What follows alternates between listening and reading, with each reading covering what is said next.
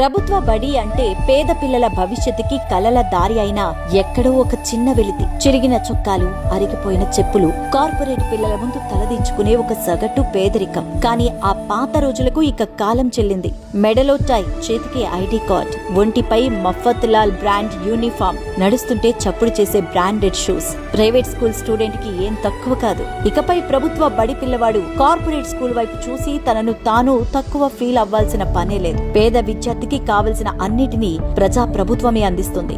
ఈ మార్పు వెనుక ఉన్నది ముఖ్యమంత్రి రేవంత్ రెడ్డి గారి అచంచల సంకల్పం.